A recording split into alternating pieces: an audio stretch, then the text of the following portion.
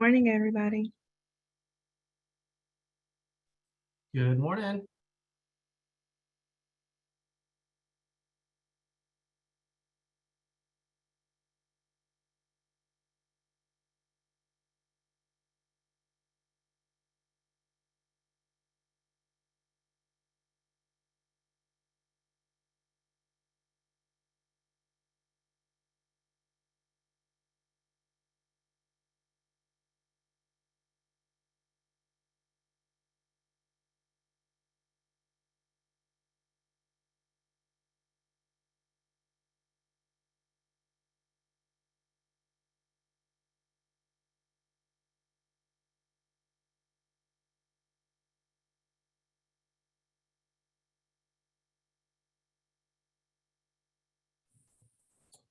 Morning, everyone.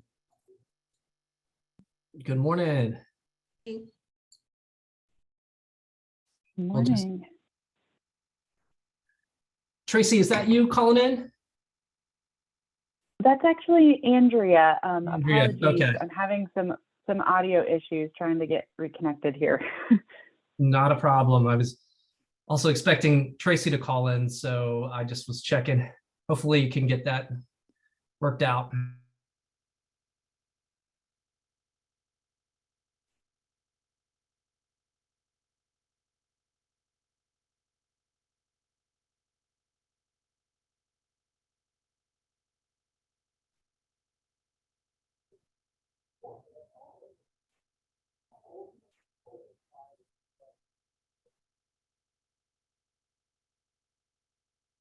Reconnected.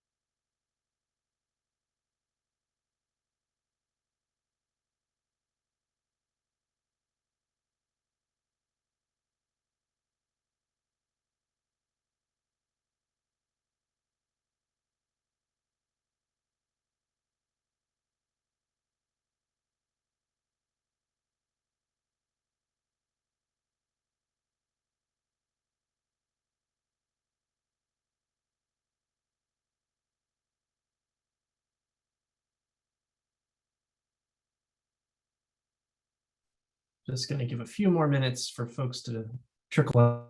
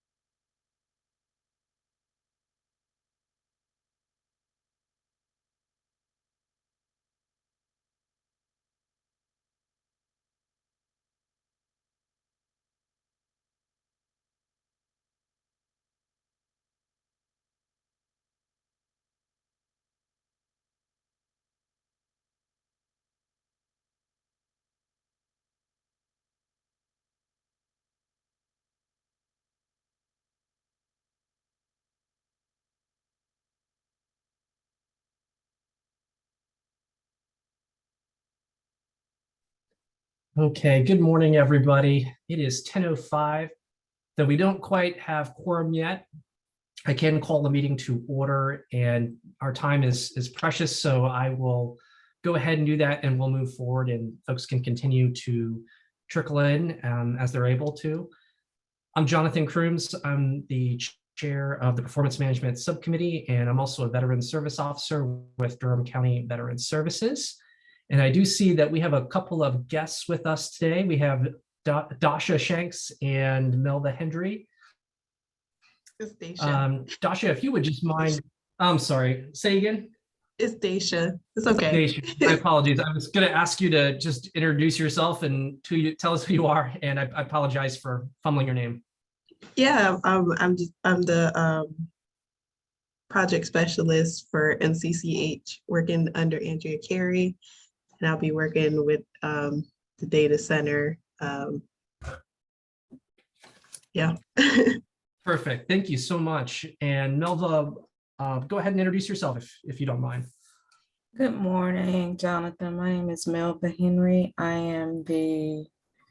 I would like to say youngest member of the CDD homeless team, but I'm not. So I just started working with the homeless team in November of this year. Okay, wonderful. Welcome to you both. And of course, welcome back to Sally, COC member, and all of our regular members here on the committee. We've got a full schedule as always, so we'll go ahead and jump right in. One of the things that we are trying to do is to bring this meeting a little more in line with how the regular HSAC meetings are run, in terms of offering a public comment period. That public comment period is meant to, kind of encourage engagement from folks who are, not members on the committee. Anybody is certainly welcome to make a comment during the public comment period. This is the first meeting we're doing this, so I know it's kind of new, but I will offer up if anybody would like to make a comment during this period now.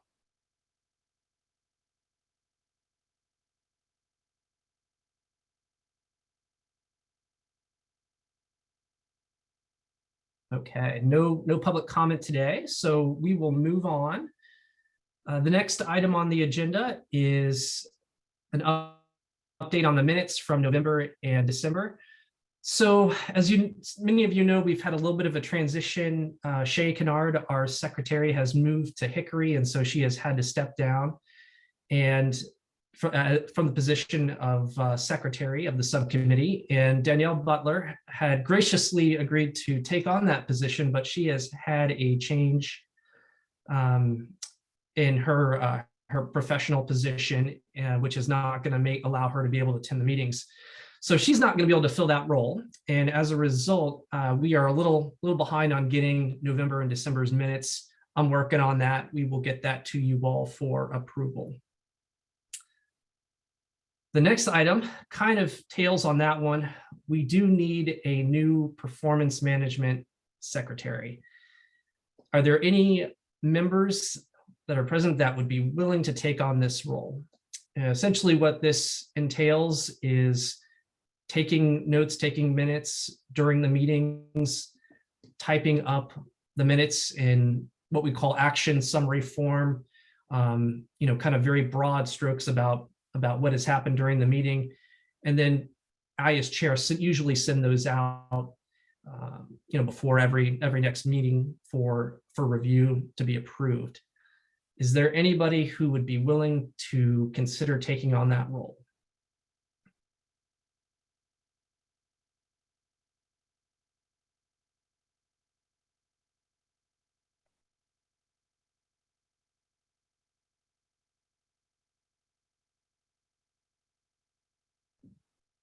Okay, so perhaps we'll revisit this.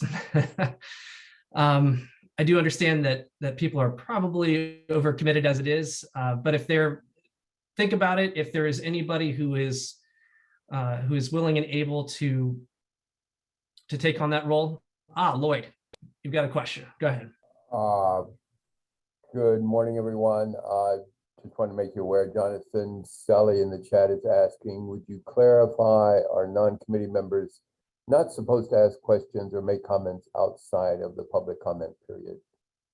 Yes, saw that question, was about to clarify that. Right, thanks. So anybody can make a comment during the public comment period. There are going to be things that we discuss that, going forward, as it always has been, that only members can participate in. There are other topics where anybody can participate at, whether they're a member of the committee, a member of the COC, or even just a member of the public who is attending the meeting just to attend and to be informed. So I will be providing more clarity in going forward about who can participate in those discussions as we hit each item. But as I said, the public comment period is open for anybody.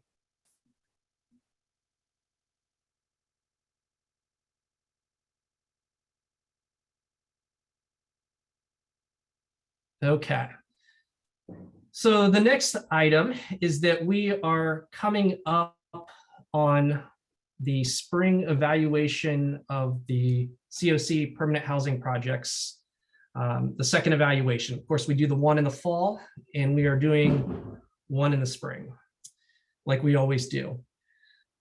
We do need members to be on a scoring panel. I will tell you that this year, it's going to be a little bit different because we have elected as a committee not to do the housing first component of the evaluation as we've done in the past. And we're electing not to do that because we are doing across COC housing first evaluation.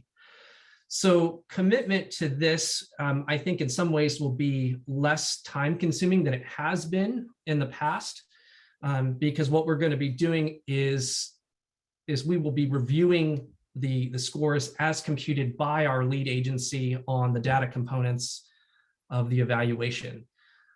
So if this is a great time, as always, for folks to step up and be willing to be participate in the scoring process. Lloyd, do you want to say anything about this?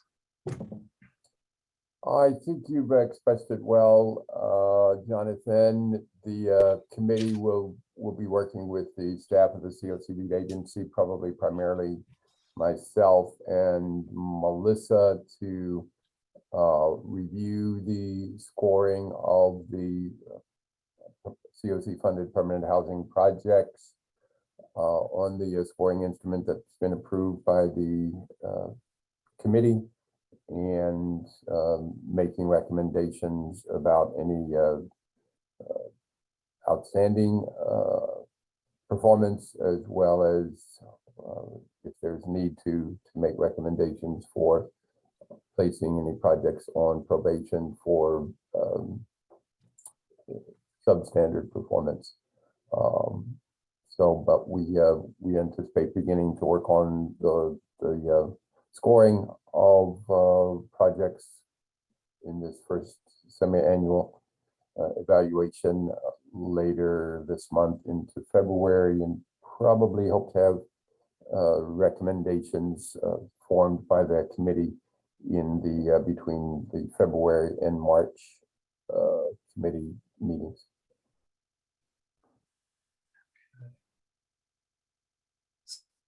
So for members of the committee, are there any folks who are willing to step forward and be willing to join the scoring panel? Of course, if you have a project that is, in receipt of funding presently, and that's going to be evaluated, of course, as a conflict of interest, you cannot, be on the panel. But we want folks who are able to be able to join. And probably, as I said, this is looking to be less, of a time commitment in the past, where when we did the housing first component, you had to review it, score it. That's going to be, that's not going to be part of it. And that is a very intensive component. So my guess is we're probably looking at maybe 1-2 meetings extra outside of this time around for scoring. So are there any members who can commit to this? And you know what, Chris, I see your hand. I think that's your hand, right?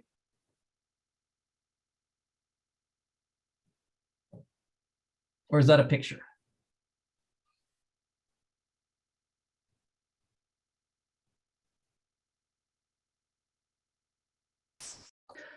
Jonathan, do we have dates for this yet? What's our timeline around this, Lloyd?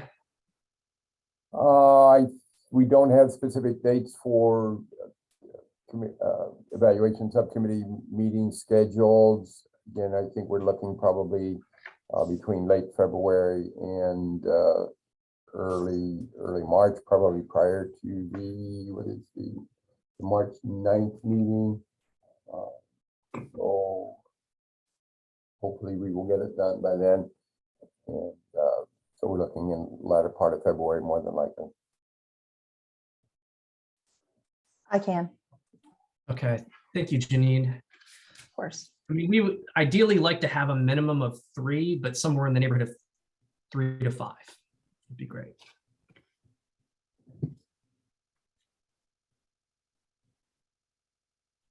All right, anybody else?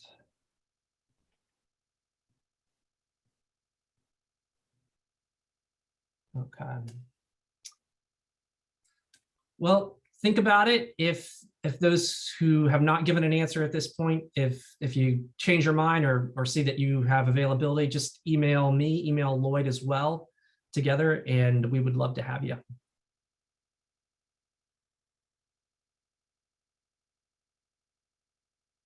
All right, moving right along to the next item, the cross COC housing first evaluation. Many of you are already, signed up and participating in this. We're going to have an update here from Lloyd, so I'm going to turn that over to you. Morning again, Lloyd Schmeiler with the COC Lead Agency Community Development Department. Not a whole lot to share beyond saying that the cross COC housing first evaluation process has begun and is in process. A number of you are involved with an evaluation team, and we're grateful for your participation. We had 2 training options last week on January 3rd and January 5th, and I believe everybody in Durham got trained. We have 5 teams formed in Durham, one headed by Jonathan that is 3 COC members, and the other 4 teams are from our permanent housing projects at Urban Ministries Alliance, and 2 teams were formed at Housing for New Hope staff because Housing for New Hope, as people know, has essentially 3 different permanent housing project types. They have rapid rehousing, they have COC funded tenant-based rent assistance, permanent supportive housing projects, as well as the Andover apartments and William Square apartments, which are project-based permanent supportive housing projects. So a little bit different character in terms of how they are operated. So they have formed 2 teams, and following up on the trainings conducted last week, we communicated with the evaluation team leads on the with contact information for the team for the projects that they have been assigned to evaluate in Wake County. We may have shared previously, essentially there are 5 teams from Durham and 3 teams formed in Orange County, and those 8 teams together will be evaluating 8 projects in Wake County, the Raleigh-Wake continuum of care. And there's a combination of permanent supportive housing projects and rapid rehousing projects in Wake County that those teams will be evaluating as much as we could. We asked teams associated with a permanent supportive housing project to also evaluate a permanent supportive housing project, or conversely, a rapid rehousing team, team from an organization implementing rapid rehousing to also implement or to evaluate a rapid rehousing project as well. We weren't able to do that across the board, but probably most of the evaluation teams are evaluating a project that is similar to the one that their organization is evaluating. Don't know what else to say in terms of the timeline. We are the evaluation team leads are responsible for kind of convening their team and coordinating with the project director that they are evaluating to schedule a site visit. The evaluation process also is intended to include a site visit that includes a interview with project staff to get a sense from project staff as to how well the project staff are familiar with Housing First strategies and ways of implementing Housing First within the project. And then we're also asking the evaluation team and the project to make available, asking the project to make available several project participants or former project participants to allow the evaluation team to interview those project participants either in a focus group kind of format or perhaps via phone interviews or perhaps a web-based Zoom meeting or MS Teams meeting, something like that, so that the evaluation team through conversation with the project participants would be able to get some sense for how well the project is actually implementing Housing First strategy. So those are basically the three components of the evaluation, looking at first how well the project documents Housing First strategies in the policies and procedures of the project and any in the project's intake and assessment forms. So the documentation of it, which are in Durham, we've been evaluating projects on in the past. And then secondly, how well staff are able to articulate or say that they are implementing Housing First strategies. And then finally, how well the project is actually implementing Housing First through the, as indicated by the interviews with project participants. We are asking the evaluation team to complete their projects, to complete their evaluations by the end of February and into March, and we hope to wrap up the overall evaluations by no later than by mid-March, and then to share the actual evaluations will be shared with the COC lead agency of the particular project. So the evaluations of the project in Durham will come to me at the COC lead agency, be shared with the project director as well as the executive director of the organization implementing the project. And then we have not yet scheduled, but intend to schedule a follow-up meeting, a web-based meeting with all of the project participants, potentially including the project participants, to get feedback on how well the overall evaluation process went and get recommendations potentially from the evaluation teams on what changes, if any, they might recommend if the three COCs decided to do something similar in future years. I think another important question would be around how often we might want to do, if we might want to do a similar cross COC evaluation process. As we've shared,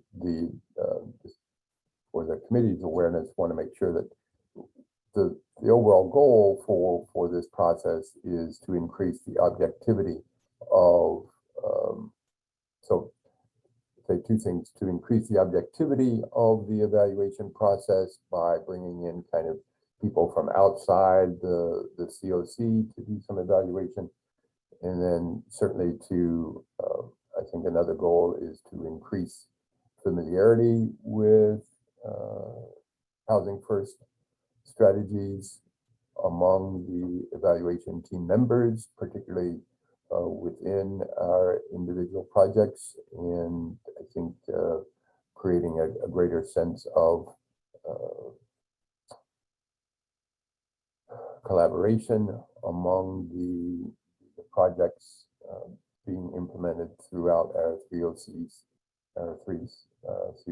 so that as time goes on, potentially there's opportunities for more dialogue and consultation with one another across COC lines to perhaps get more input and suggestions for improving particular projects. So those are some of the thoughts I'd share. I'm certainly willing to respond to any questions from anybody on the call. Excellent. Thank you, Lloyd. The floor is open for questions. Anybody can ask a question, whether they're a committee member, a COC member, or just a member of the public. This topic is open for anyone to ask questions.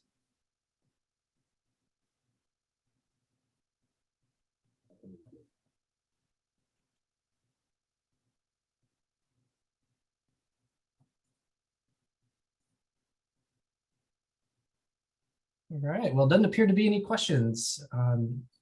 I know many of you are already involved, so I think we're, oh, go ahead, Shantae, go ahead. Looks like you unmuted yourself. I think I do remember you said on the meeting, but I don't remember the actual number, but participants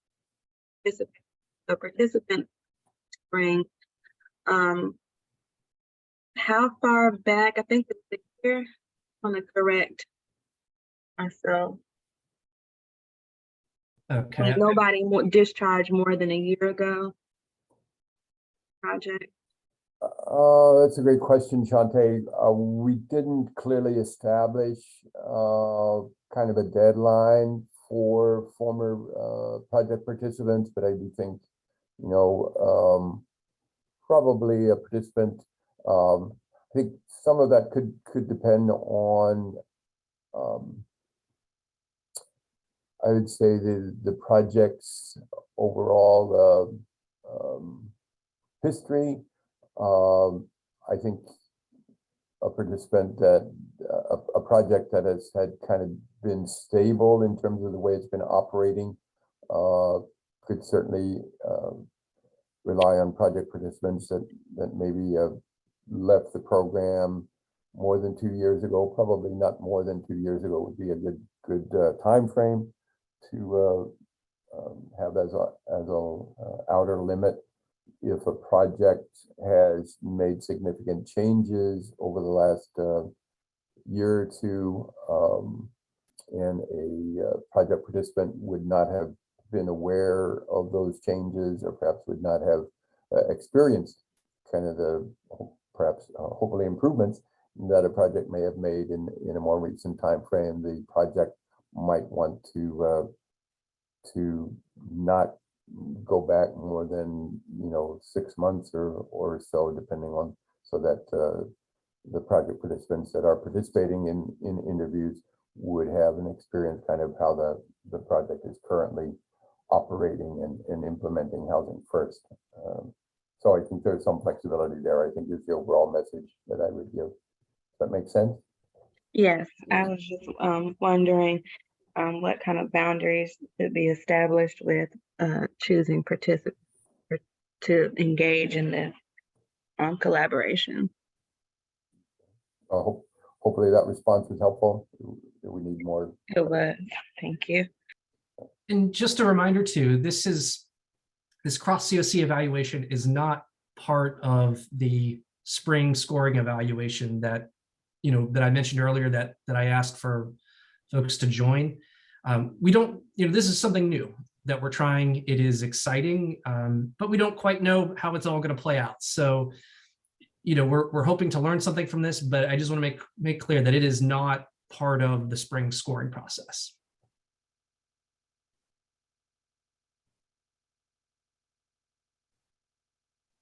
All right, any other questions at this point on this topic?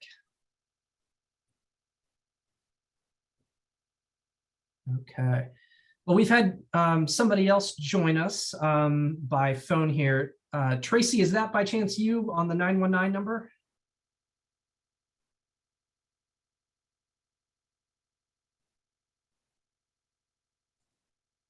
Okay. If you would kindly just identify yourself, let us know who you are.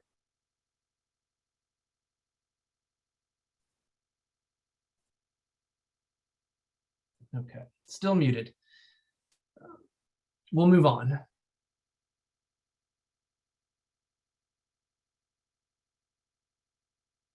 All right, our next agenda item is a reporting update on our HSAC approved measures. So this goes right back to you, Lloyd.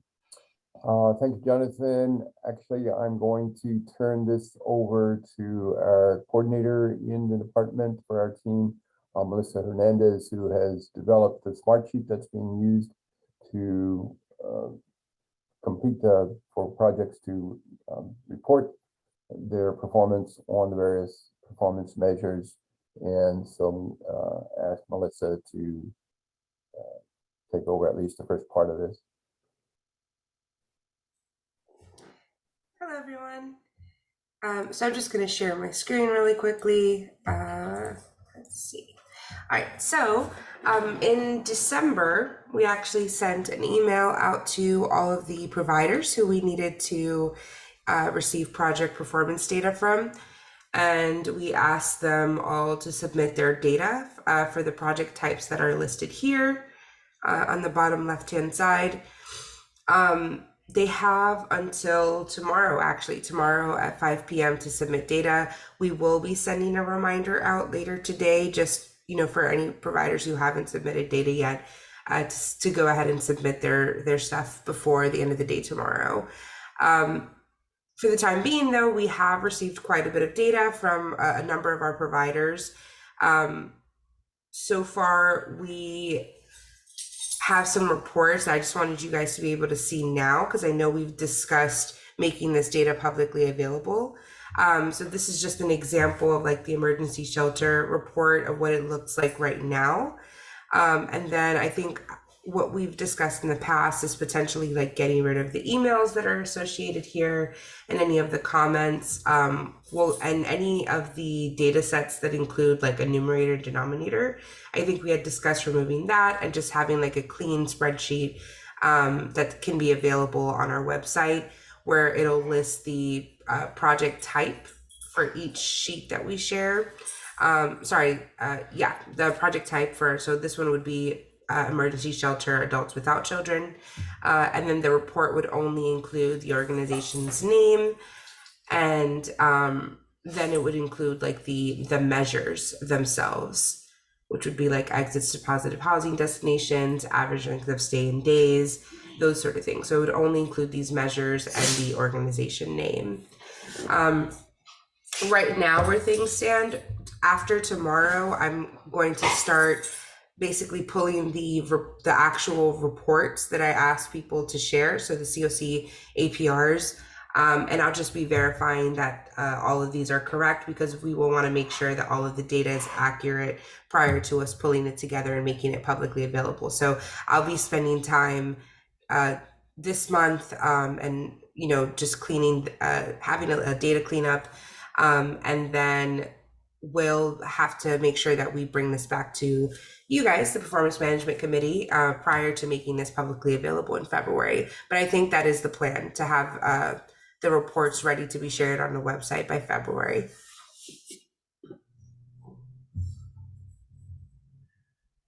Okay, this is a topic that anyone can ask a question for. So opening up the floor here for questions for Melissa.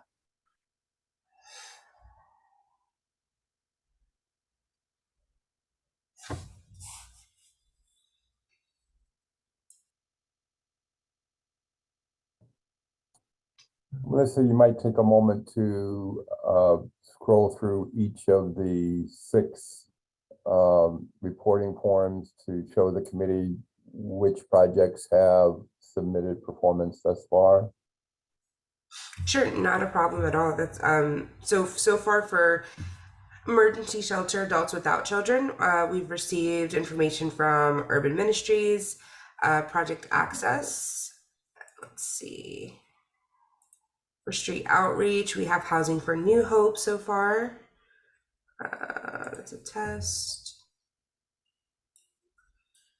Emergency shelter, we have Urban Ministries and Families Moving Forward. Let's see. Transitional housing, I discussed this with Lloyd today. We have not received anything for this one in particular yet. I believe we have 2 providers who should be submitting data there. So, that's why we'll send out that reminder email today just to make sure that we're receiving the data we need. For rapid rehousing, we have Durham Crisis Response Center, Urban Ministries of Durham, Housing for New Hope, and Project Access of Durham.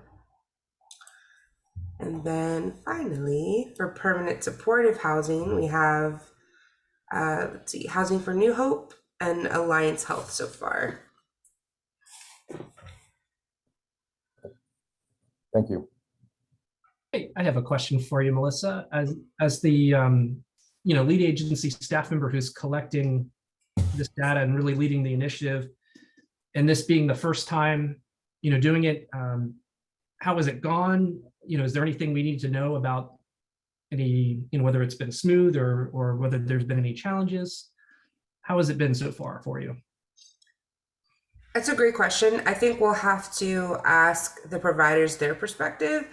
From my perspective, the data looks good as it's coming in. I think we only had 2 minor corrections that had to be made, after someone submitted a form, and it was literally just a matter of fixing a number that had been submitted. So far, I believe it's been pretty smooth. I'll probably have more to share once I actually do the data cleanup. Because I think this is the first time that we've asked our providers to, provide their data in this way. So I will be making sure, that the numbers were input correctly and that they pulled from the right tables on the COC APR. So I'll be doing that data cleanup this month, and then I'll probably have a little bit more to share about the process. Okay. Thank you, Melissa. Appreciate your perspective there and your good work on this. For our providers here present with us today, do you all have any feedback to provide at this time? Or any thoughts about how it's gone for you from your perspective?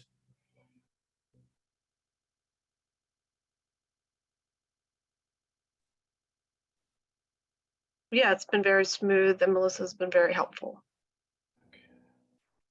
And I would also add, if there's anybody who does not feel comfortable offering any feedback at this time, they're certainly welcome to email me as chair, and I can, pass on any feedback confidentially that way as well. So, but thank you, Sally, for your comments. Any other questions or comments for Melissa?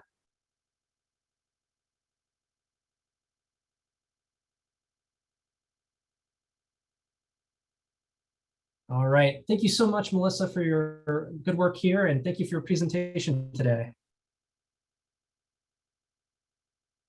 No problem. Thank you, Jonathan.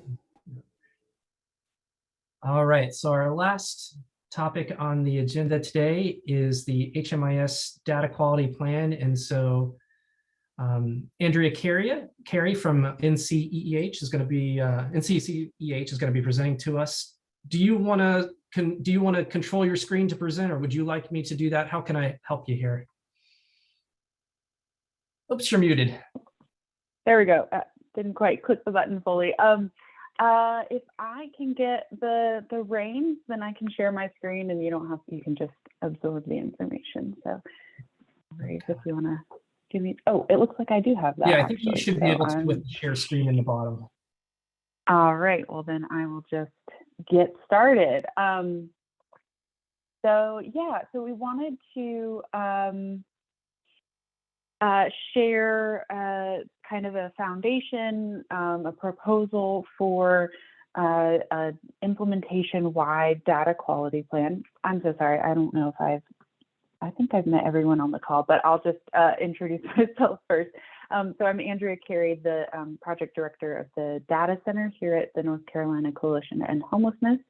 And as our role in the HMIS lead agency, we want to help COCs, we want to collaborate and make sure that we are maintaining high data quality. And part of that is improving our data quality plan and really formalizing this in a kind of annualized way.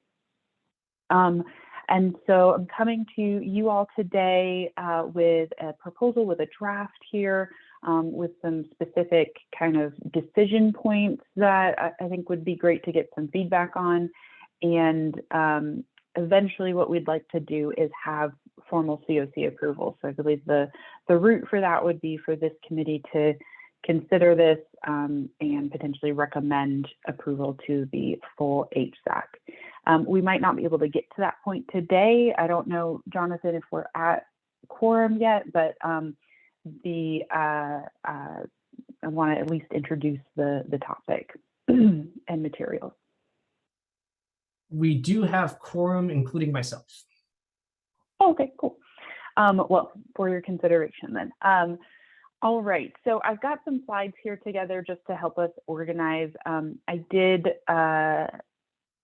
also send a PDF of the slides and a Word doc version of the plan just before this meeting to the group that Jonathan emailed with the agenda. So if you want to follow along there, that's also an option. So just a little bit of background on why we want to have a formal annual data quality plan. There's kind of three different reasons: system improvement, funding. We want to make sure that we get the most funding that we can possibly access, right, and really show the need in the system. And then it is also a requirement. In terms of system improvement, I know, like, just kind of jumping off from what Melissa was presenting on for the performance, data quality is going to impact program performance in that sense. It also impacts our performance as a whole community in the reports that we submit to HUD, like the longitudinal system analysis that was just submitted this week, yay. The system performance measures and point in time and housing inventory count. So there's definitely data that's submitted that helps us understand our system and also advocate for resources. We want to make sure that our understanding of the system is accurate, and so that's why we really want to make sure we have robust and transparent structures and procedures for our community. We do also have this requirement in the 2004 Data and Technical Standards to manage high quality data, to specifically make sure that data is accurate, complete, and timely. So that is why we're talking about this, and it is a part of the COC needs to have a data quality plan approved. We talk about data quality in a couple different ways: completeness, timeliness, accuracy, and consistency is kind of related to accuracy, but we want to kind of highlight that specifically. So what we're talking about with data quality is really how does the data represent real life? Is this really reliable? Is this valid on a client level perspective? And so we can measure that a few different ways. We take a look a lot at client records. You'll see under completeness, we're thinking about how complete is a client record in terms of were all the questions required at intake responded to, right? That's one way we can think of completeness. Another way is thinking about HMIS coverage and utilization of HMIS. So there are also some program or kind of project-based ways to look at data quality. Timeliness is the time between the collection of the data and the entry of the data in the system. Accuracy, we're really referring to, is this the real world situation of the client? And then consistency is important to make sure that we're comparing the right data, that we're really getting the data entered in a consistent way so that we can understand the data as a whole together. I think it's important as we think about the data quality plan and data quality in general, that we really want to frame this as a journey that we're taking together. At the data center, we really like to frame data quality as a constructive process where we can improve, and not as a punitive function. And also, I think, paraphrasing Ralph Waldo Emerson, it's not a destination. So it's something that we can always work at. It's processes that we want to make sure we have in place. But as we're serving new folks, we're going to be dealing with new data. It's not something static that is just kind of over once we've gotten data quality achieved. So what we're working with right now as a community is we do have some data quality benchmarks that we talked about and approved for all 3 of our COCs, Durham, Orange, and the balance of state, in July of 21. And this includes standards around errors and missing data, like client doesn't know, client refused, and data not collected responses. So this would be included in the data quality plan, but we also have an opportunity to take a look at these and maybe make adjustments as needed.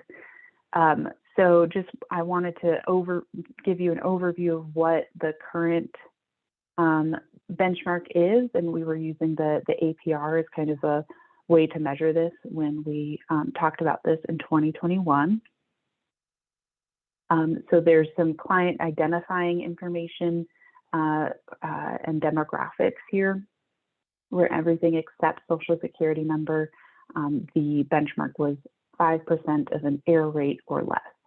So that means 95% of our folks would have complete name, date of birth, race, ethnicity, and gender. We also looked at veteran status, relationship to head of household, client location, which is the COC, and disabling condition. So again, looking at 5% or less. We also took into consideration destination. So where is the client sleeping the night after they exit a project? That's really important for figuring out if we succeeded in ending someone's experience of homelessness, but it's more difficult in some projects to collect than others. So you can see here, there was some kind of allowances for additional missing information from our street outreach and emergency shelter projects, a little bit, a different rate for transitional housing, rapid rehousing, and permanent support housing. And then for folks that are precariously housed or imminently at risk, we were thinking even fewer errors were allowable just because of their housing situation. Income is obviously very important to housing stability, and so information on that was set at 5%. And then, apologies, this is a little bit busier than I'd like, but we also have some additional information for chronic homeless, domestic violence, history, the county of service, and housing assessment at exit that were set for benchmarks as well.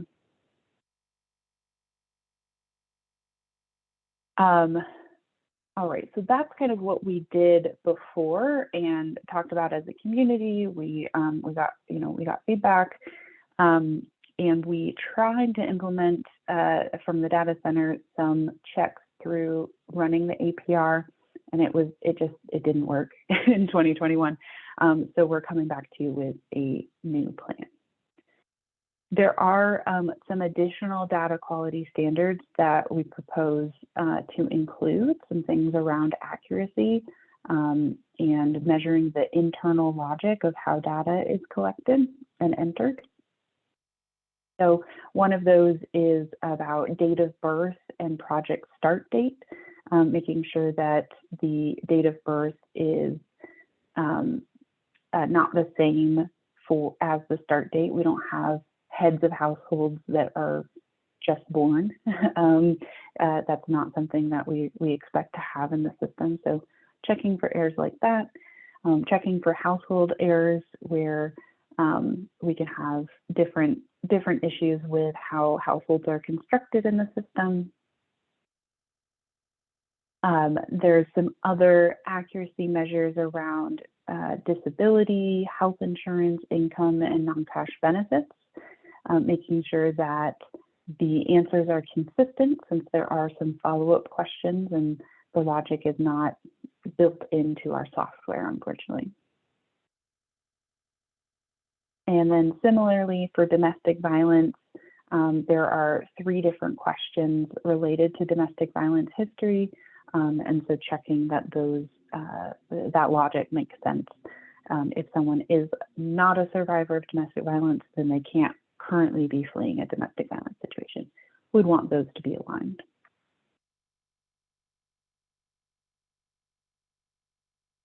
All right.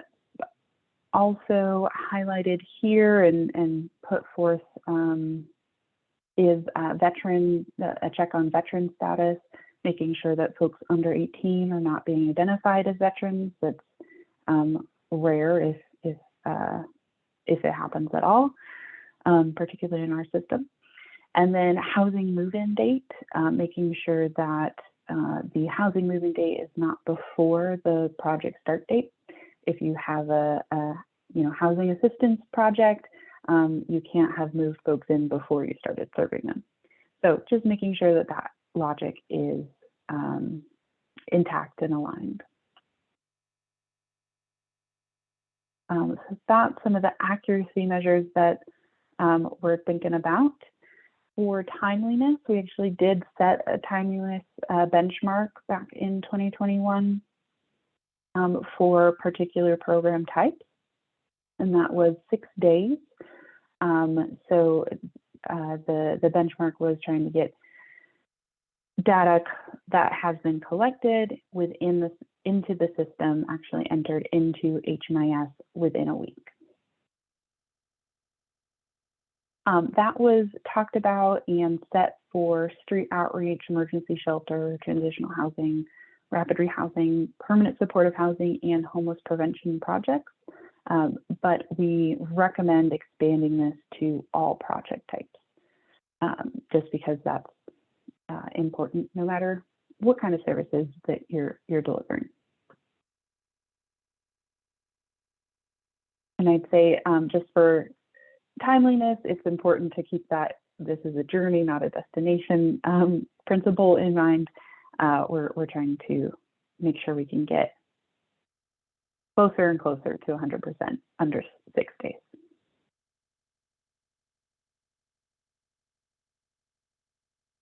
All right, so that's just like an overview of the data standards. So if we're thinking about having quality standards that we want to set as a community, then the rubber hits the road when we're thinking about monitoring and reporting.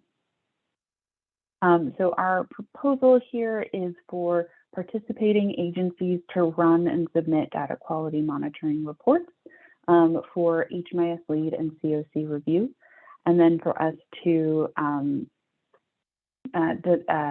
establish encouragements and enforcements to help make sure that happens. So really trying to just be explicit in the plan about the incentives for following this procedure, this method of monitoring, but also having references in the agency participation agreements and having an established process for giving support if the data quality is not meeting the standards through performance improvement plans. We thought that the performance schedule, the performance metric schedule that Melissa was setting up for those projects was really great. And so we would want to recommend a quarterly kind of year-to-date data submission for the different quarters just by the 15th of the next month. And then in terms of monitoring and reporting, the question is, what do we use? So when we were originally looking at benchmarks for data standards, we used the APR as the reference, which is very similar to the CAPER. But there are some key weaknesses there, some cons. The results aren't really broken out by project or organization if you run them all together. And it's a little bit harder to access client level detail for corrections. If you've ever pulled the APR, you get the list of clients for each individual item identified in the report, but you can't see it all together. So if John Smith has missing date of birth, income, destination, I can't see from the APR that he's missing all of those items very clearly. I would have to go one by one through the questions in order to make corrections, and that's really cumbersome for projects and for users. We do have a suggestion. Our friends at ICA have developed a report that actually meets all of these different features or options that a report can provide.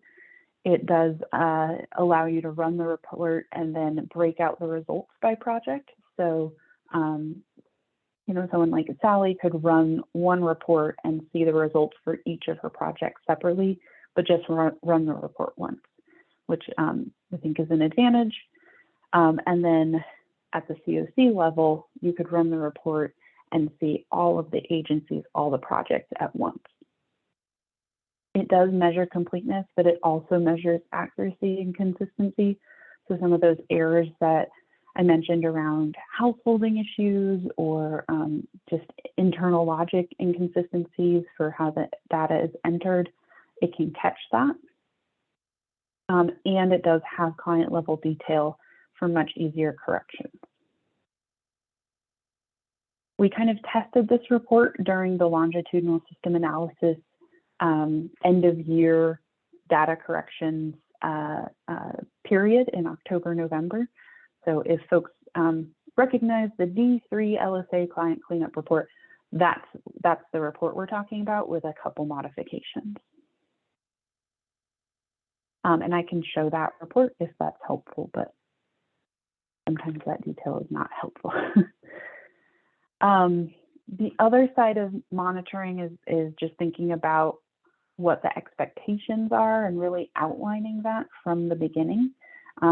So our expectations would be that all HMIS participating organizations, regardless of project type or funding source, would adhere to the data quality standards and follow the data quality plan. So that's what we want from the data quality plan. I think as a data center and hopefully as an implementation and community as well. So setting that out from the get-go would be helpful. And then for expectations from kind of the different entities' perspectives, we're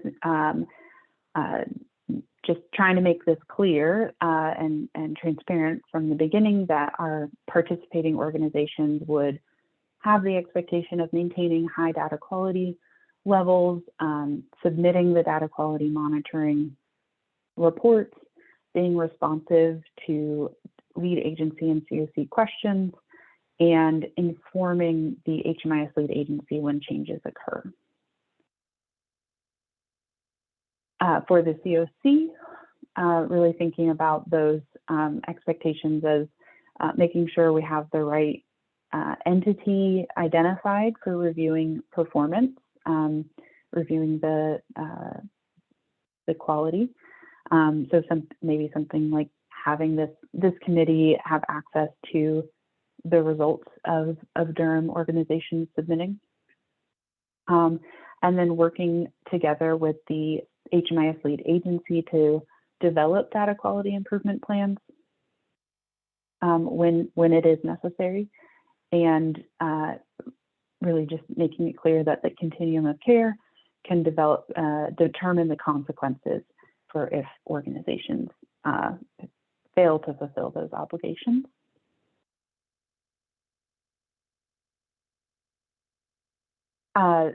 For the HMIS lead agency, our kind of proposed expectations are about providing oversight for monitoring, providing the tools and resources to allow organizations to monitor their own data. That's important. Being responsive to organization questions and concerns. Again, working with the COC lead, not with ourselves, for data quality improvement plans, and implementing whatever the consequences would be determined to be if data quality improvement plans are not followed. And then the last entity I wanted to highlight that has a role in this structure potentially is the HMIS at NCCEH Advisory Board. This is the governance board for the HMIS implementation for Durham, Orange, and Balance of State COC.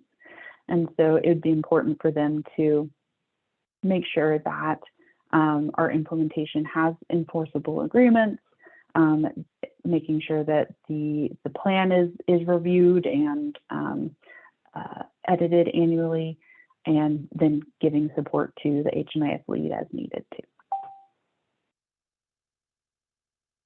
Okay, so that was a lot of information. This is kind of an introduction. So I have identified a few places where we think, there's some decision points or some key areas where feedback from this group would be really helpful. And then I want to just ask what questions or concerns or comments do y'all have? So any general questions or feedback that folks have? And the floor is open. Anyone can participate in this discussion. So floor is open. Thanks for clarifying.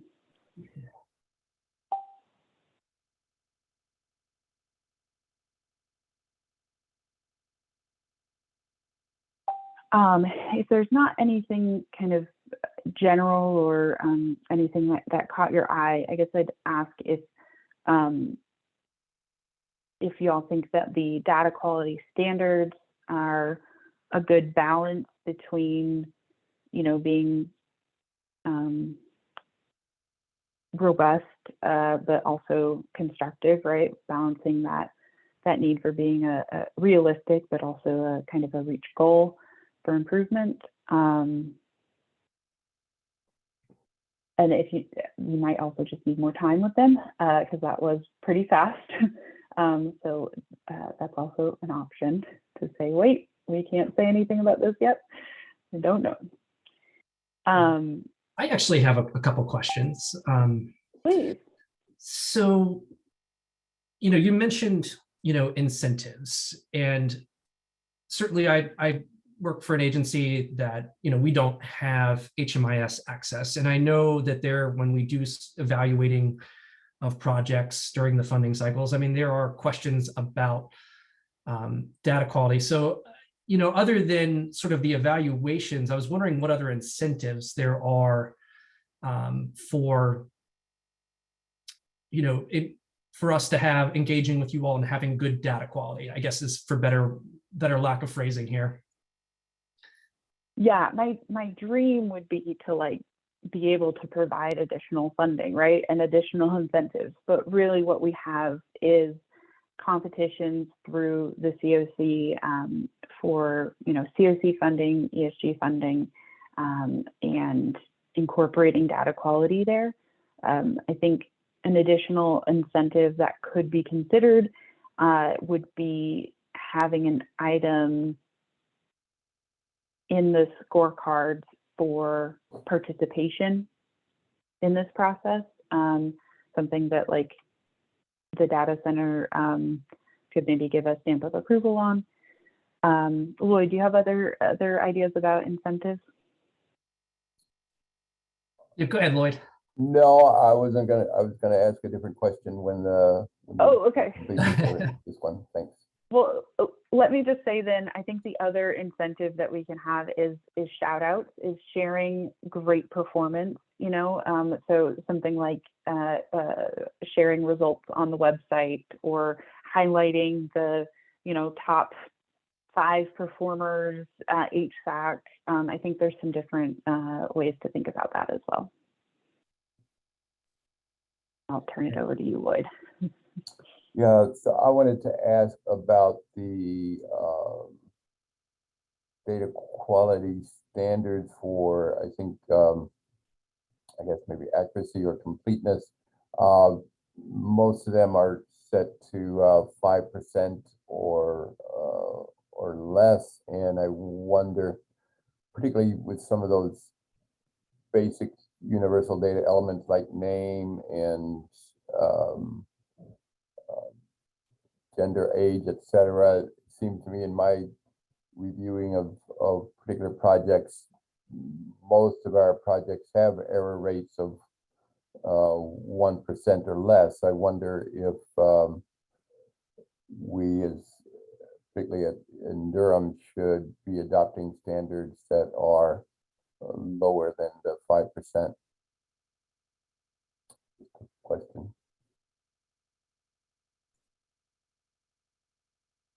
So, you're thinking 1 or 2% would be maybe a better benchmark, a better standard for those demographic questions. I think for some of those basic ones,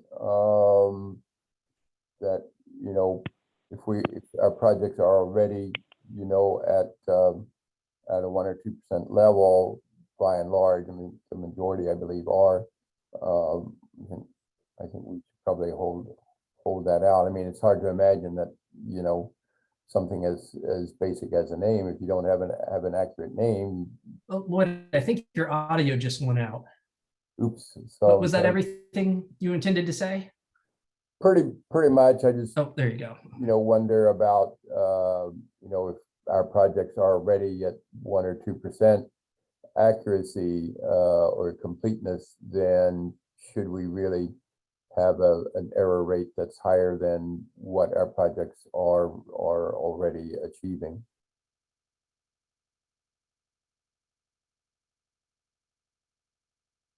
Absolutely. I think when we talked about 5% in the past, the concern had come up about, you know, it's a valid response for clients to say, I don't know my racial identity, or I refuse to give, you know, my full name or any of those demographics. And so there was concern about having it be, you know, absolute in terms of like 100%, trying to give some leeway for valid responses, but minimizing those missing responses. But yeah, happy to lower that. Thank you for that comment. I have another question. I was just curious if there was anything that has maybe come to light in the last couple of years in terms of your work with data quality that, you know, specifically kind of led to us thinking about this and maybe adopting some proposed changes.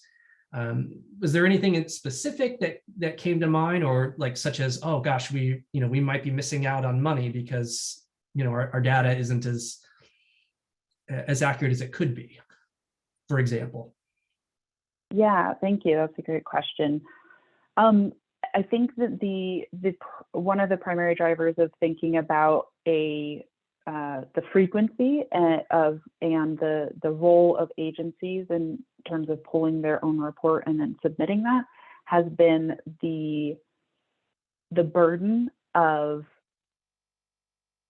data quality cleanup that comes October, November every year for our federal reports. And so waiting until one point in time in the year to do corrections and review the data for quality has, that puts a lot of pressure on agencies. It puts a lot of pressure on our data center staff. And it's just difficult sometimes to correct data from January in October too, right? And so really thinking about the need for support of organizations to review their data more frequently is kind of one of the driving factors for this proposal here. Thank you. Appreciate that answer. Shante, you've got a question. Go right ahead. Yes, so I'm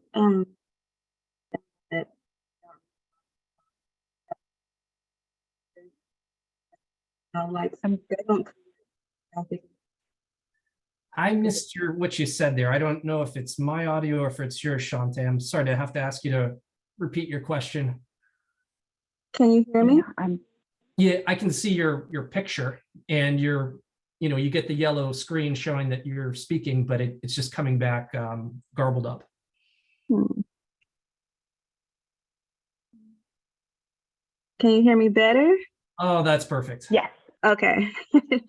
So I know that our street outreach programs or street outreach programs in general always kind of have that asterisk, and how would lowering those data standards affect them for especially things like just demographic information like name, gender, race, if a client doesn't want to yet engage or participate or give that information up front.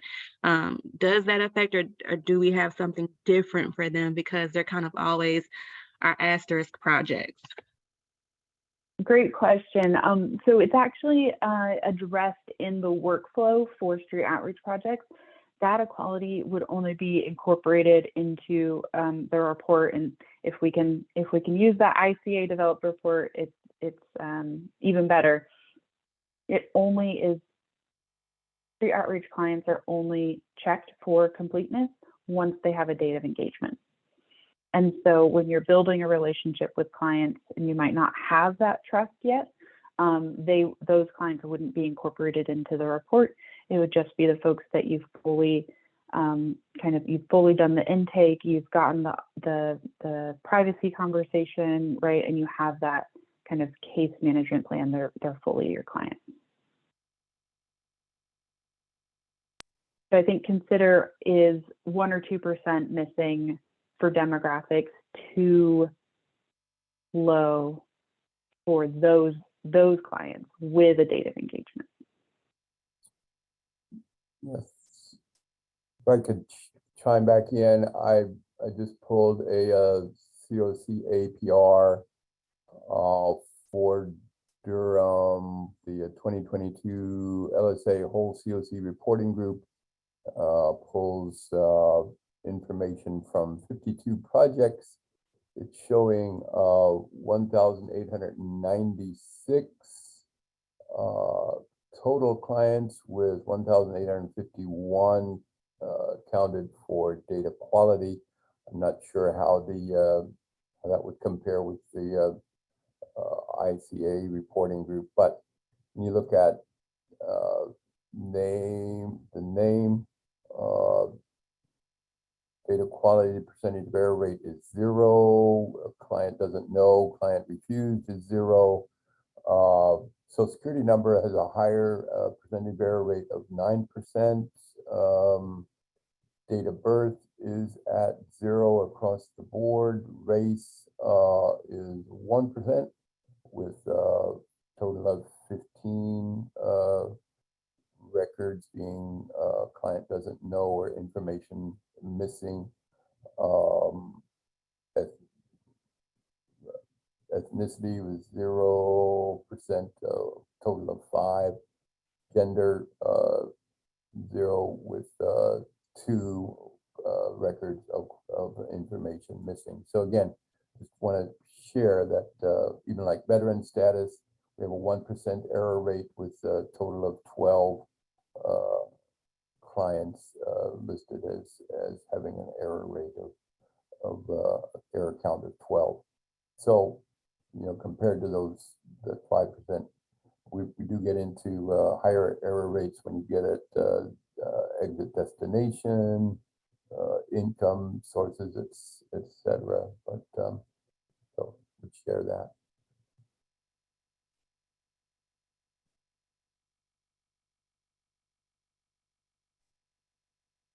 Other questions or comments for Andrea?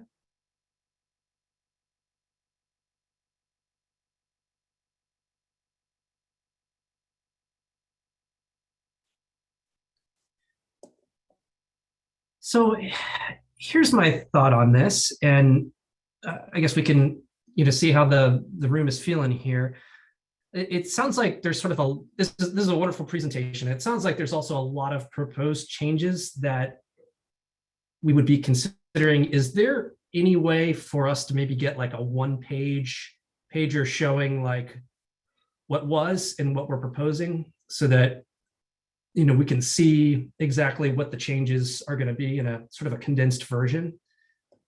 And I suspect that we just may need, and I mean, certainly we do have quorum, and if anybody wants to vote on this today, they certainly can. I'm thinking maybe I personally might need a little more time to kind of digest and understand, wrap my head around everything here. Yeah, absolutely. I think that's a really great suggestion for a one-pager of the changes.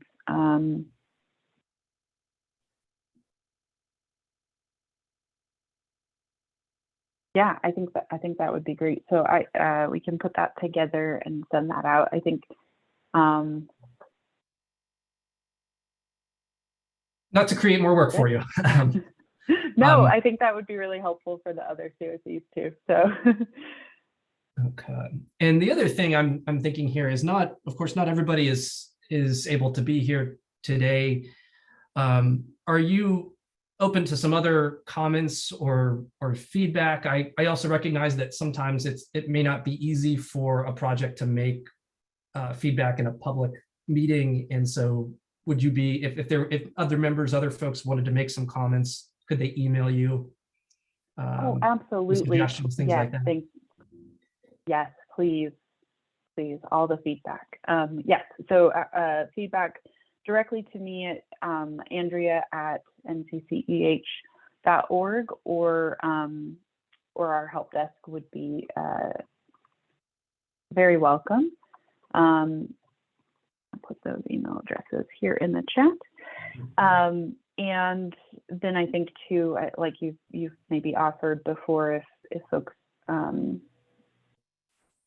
don't want it to come directly from them, I wonder, Lloyd, if we could have folks send comments to you or to Jonathan, or me. And then you could send it. Sure. Yeah, are you okay? Good. I didn't want to volunteer you. Of course, of course. And Lloyd, I saw you raised your hand there. Yeah, I wanted to follow up with a question to Andrea as well. I know that can this HMIS data quality plan be specific for the Durham COC? I think that when I looked at the MS Word document, I'm not sure. It seems to be, at least at this point, a data quality plan that would be for the entire HMIS at NCCH implementation, which would concern 3 COCs. Are we envisioning one data quality plan specific for Durham, which would then allow us to adopt, lower goals for particularly for the error rates on some of those universal data elements? Yeah, apologies. So I think that is one of the decision points is, can we have a data quality plan that's across the implementation and for all projects, or does that need to be different? So I think hearing feedback from Durham about what you would want from those data quality standards and the lowering, and then I can try to sell the other communities on that as well. I'm happy to go with lower error rates. Like, that's always, fine with me. And also the data centers. So I think that is one of the questions. If if the data quality standards are really where you think the differences between the COCs might come to a head, that's helpful. If there's anything else that you think, Durham might want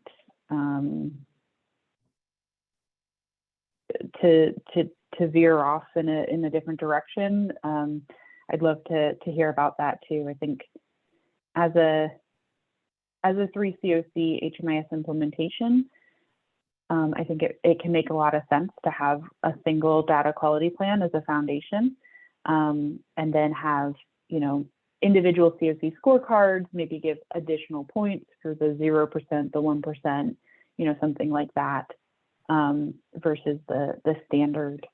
But yeah, definitely want to hear what your thoughts are about that.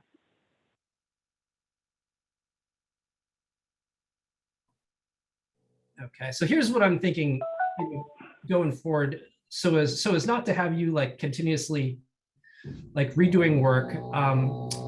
Why don't we do this, Andrea? If you would be able to put into like a 1-pager what you have presented and proposed, and then what I can do as chair is send it out to the committee, invite some feedback, and then of course you, Lloyd, and myself can work to incorporate any feedback changes that we get at that point, and then that way we don't have you constantly redoing things. Does that sound workable for both you, Andrea, and Lloyd? Yep, absolutely. Okay. All right. Yes, that works. Any other? Oh, go ahead, Lloyd. Go ahead. I'm I was sorry. just gonna say, yes, that works for me. I wasn't sure whether I was muted or not. Okay. Any other questions or comments for Lloyd at this point? Lloyd, excuse me, for Andrea or Lloyd.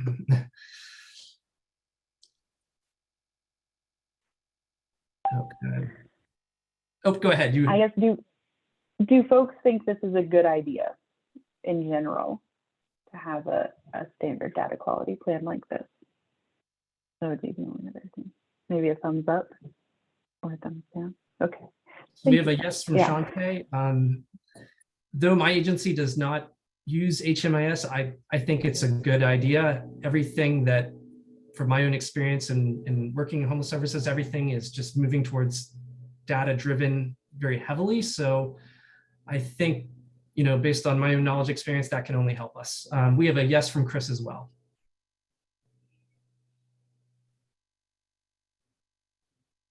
Okay. Well, thank you, Andrea. It sounds like we don't have any more other questions or comments at this point. That was the last item on our agenda. Does anybody have any announcements that they wish to make before we close?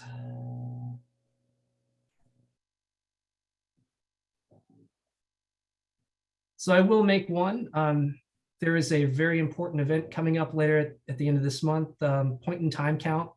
I know several of us are already, very, very intimately involved, but if there are folks on the call here that are not involved on this, this is the night where we go out into the community and count the number of unsheltered homeless individuals. There's a separate, of course, provider count that is done as well.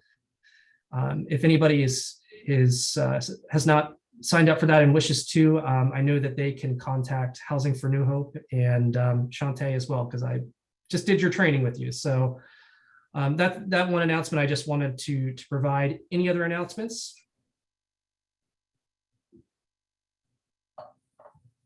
All right. It's 11:24, so we are just a few minutes. Jonathan, Go ahead. I just popped the link in the chat if you'd like to sign up to Okay. for a point in time, so you can go Thanks, Shante. either service-based or the night of the count. It'll give you the training for the link. Thank you so much. Any other announcements?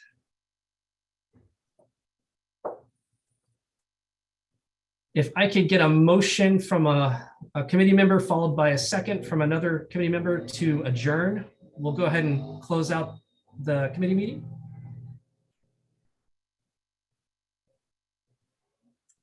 I move to adjourn, Jonathan. Okay, thanks, Janine. We have a motion to adjourn by Janine. Do we have a second? And a second from Chris in the chat box. Thank you all, as always, for your work and for being part of this committee, and we'll see you at HSAC. Thanks, everybody. Have a great Take care. day.